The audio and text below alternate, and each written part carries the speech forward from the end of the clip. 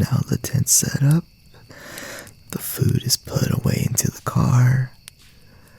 Now I get to finally relax. Oh. Oh, my legs are sore from today. Oh.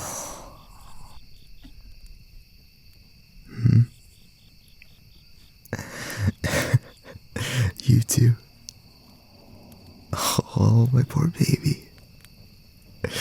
Come here. Yeah, lay right here.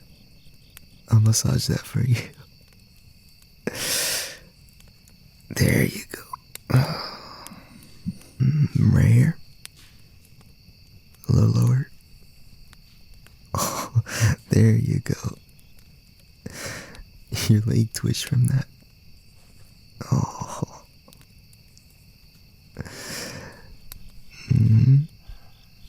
It feels good right there. Good. Let me know if I'm going too hard, okay? And let me know if you need me to move anywhere else.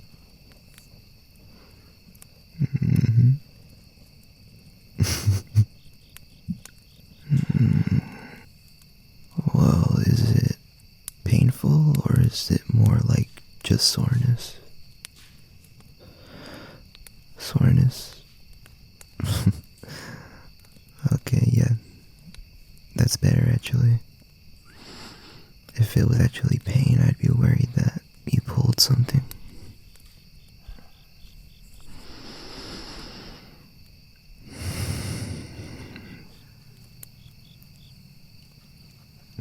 It's enough massaging? Okay.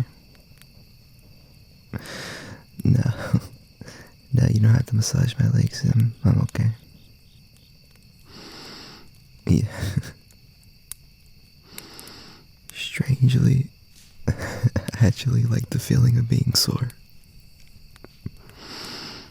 Yeah. Yeah, every time I work out, afterwards I'm hoping, like, man, I hope I get really sore tomorrow from this. Is that weird?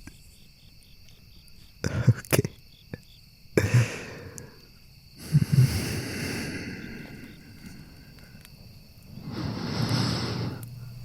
Yeah, the fire feels really good.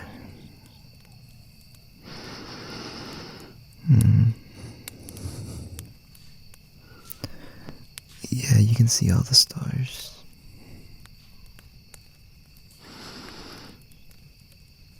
Amor, you know what I should be calling you?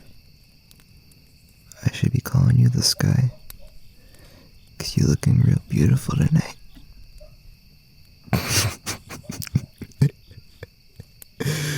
Was that cheesy? Well, that was my goal, to be cheesy. Because I know that's what makes you blush. Yeah, I just thought of it right now. What do you mean it was uncalled for? The setup was perfect.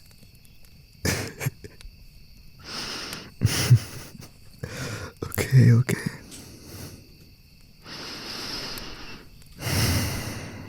But in all seriousness, babe, you really do look beautiful tonight. Don't say no. Well, because you are. Well, what are you saying about me then? That I don't have good taste? That's what I thought.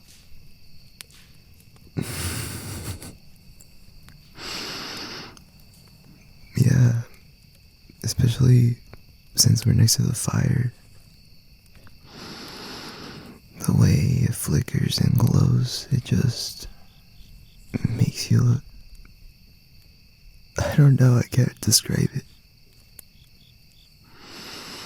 Like, you look as beautiful as you usually do. But there's just this warm, calming feeling to it. No, I'm not saying that you're not normally calming. I'm just... Yeah, I can't put it into words. You just look really nice.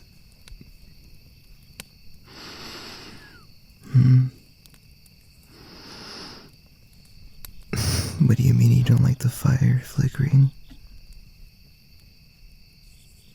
The trees? It's making them look scary. Babe.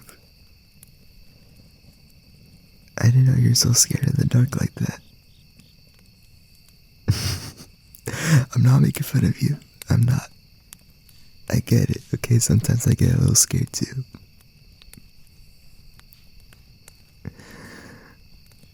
Well, there's no real trick to not being scared. It's just kind of thinking about the fact that your mind likes to play tricks on you and, you know, in reality, nothing's there. Yeah, like, think about it. Like, say your whole life you didn't watch any scary movies. You wouldn't be thinking that there's something in the shadows.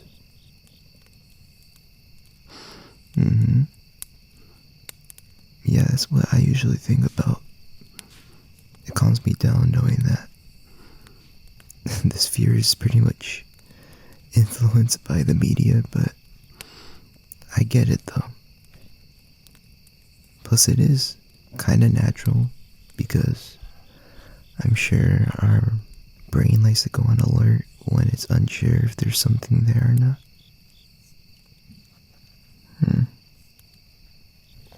First you're telling me that you're scared of the dark, and now you're asking me if I believe in ghosts. Isn't that only gonna make it worse for you? Well, yeah.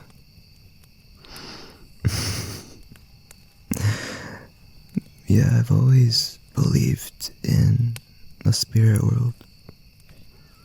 Like, I honestly don't believe that this is the only reality that exists.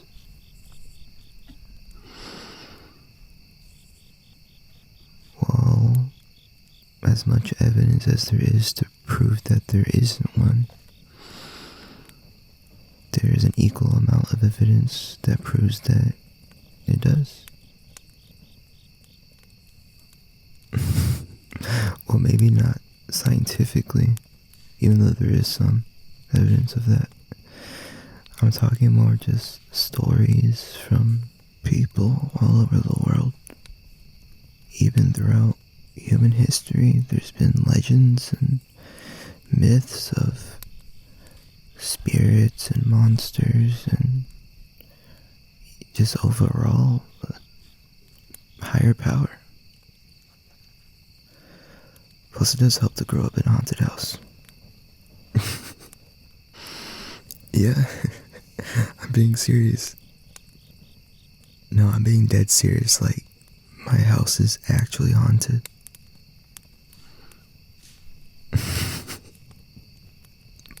I know if you've been in my house.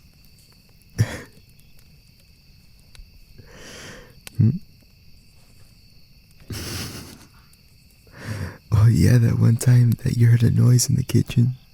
I knew it was a ghost. Well, I didn't tell you because I thought it would freak you out. Well, no, it's not just one ghost. That's kind of the misconception. People always think that usually a ghost is bound by a house. Sometimes it's true, you know. If there's like an emotional attachment, or if they were murdered there. All I know is that if there was a strong emotion paired with that certain location, it leaves a strong energy. It could be good, it could be bad. Either way, energy never dies.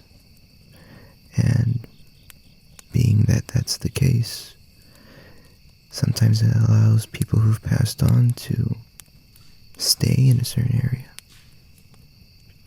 Mm-hmm.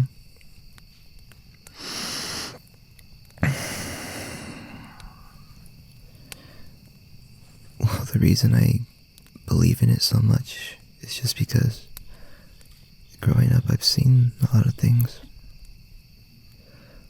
A lot of it minor, and some of it very dramatic. Why would you want me to tell you about it? You just said that you're creeped out by the shadows. Babe, I'm not gonna tell you the story. What do you mean, why not? You're not gonna be able to fall asleep tonight.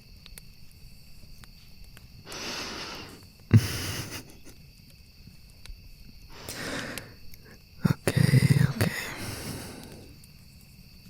I'll tell you a couple stories. I start off with smaller stuff and then I'll probably get into some of the scarier stuff, okay? Well, I'm not sure if they're more scary or creepy, but either way. So, you look scared already. Are you sure you want me to tell you? Okay, just come in closer, okay? Let me hold you as I'm telling you, so you don't freak out. There you go. You smell really good, by the way. I'm not trying to change the subject. Okay. So once upon a time in a faraway land.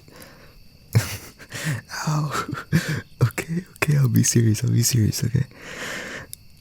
Okay, I'm gonna tell you, but you have to promise me you're not gonna be scared. Okay? Okay, hopefully you're telling the truth. Okay, so to start with the smaller stuff,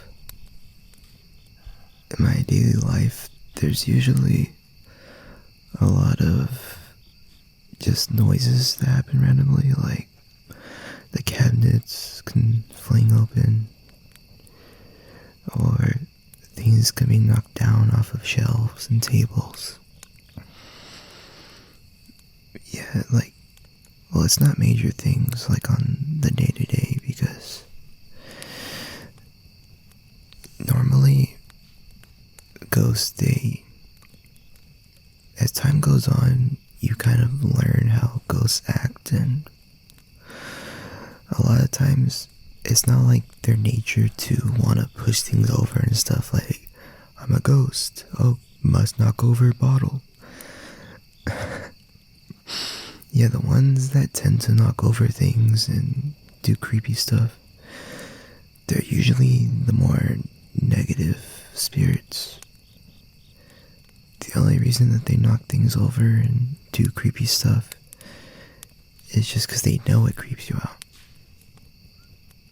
All they're trying to do is to spark up some fear, because, like I said, energy is what allows them to manifest into our dimension, into our world. It's what they feed off of. And negative spirits, they feed off negative energy, and if they can get you creeped out or scared, it just fuels them, makes them stronger. They're just drawn to it.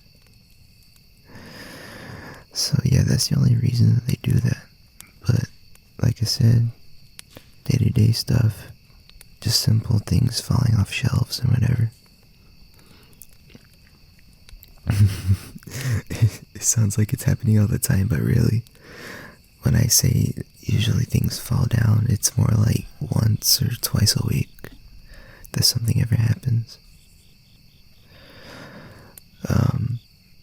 Something that was slightly creepier is that this was actually recent.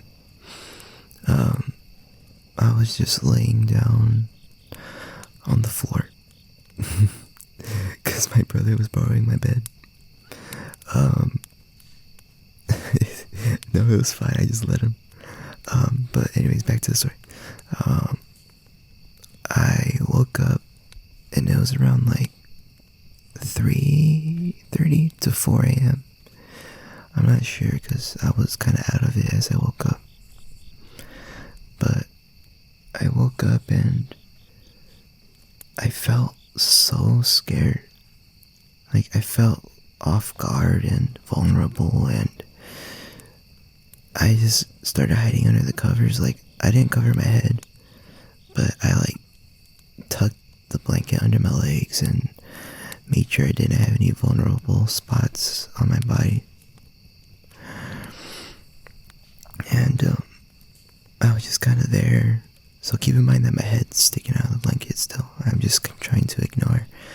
Just go to sleep, because oftentimes, you know, if you're looking to see something, you're gonna see something. Whether or not it's actually a ghost or your mind playing with you. But I was just laying there, and then I swear my hair, it felt as if someone's hand just kind of fanned my hair. I just kind of softly touched in an upwards motion, and oh my gosh, my heart started racing. No, nothing happened after that, but it was still pretty creepy. Okay, you ready? I'm gonna tell you a little more of a scarier story, okay? So, for this story, I didn't directly experience it because my dad told me about it. So, for this story, it happened when I was a baby. So, as the story goes, my mom was watching over me in her room, and my dad was doing something, I forgot what he said he was doing, but in the next room. And he heard my mom talking with me, playing with me, just giggling, and I was laughing back. And he called out for my mom to ask her what we're eating for dinner later, or what they were eating for dinner later. And she didn't answer him. So he called again, and after a little pause, again no answer.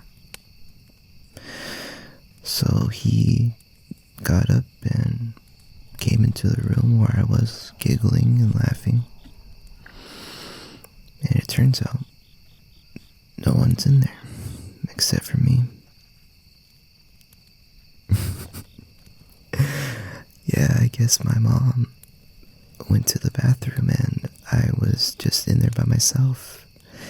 But my dad swore that he heard a woman laughing and baby talking, and he just thought it was my mom, because of course who else would be talking?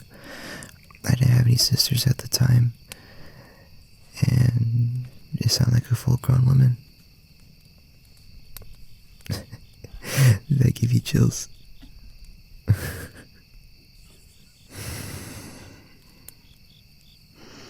But yeah, all these years of living in that house, and so many more experiences that I've had, it kind of numbed me to the paranormal, and you know, I'm not really scared of ghosts.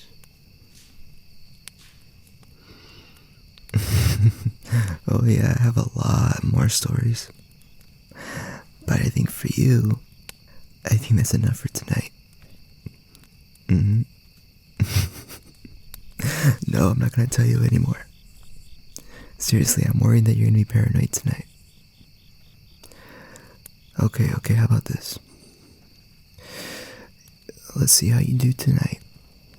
And if you're not paranoid and scared and thinking that there's a ghost in the tent, I will tell you more stories tomorrow night, okay? And trust me, I have a lot more scarier ones. Yeah, that last one was more of a intermediate level.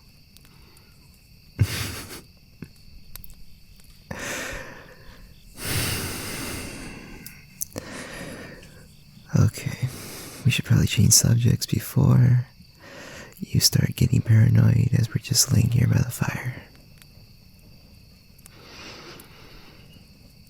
And don't worry, okay, if you feel like there's something out there, I won't let anything happen to you, alright?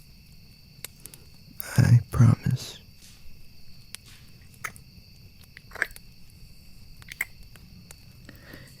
You're safe with me.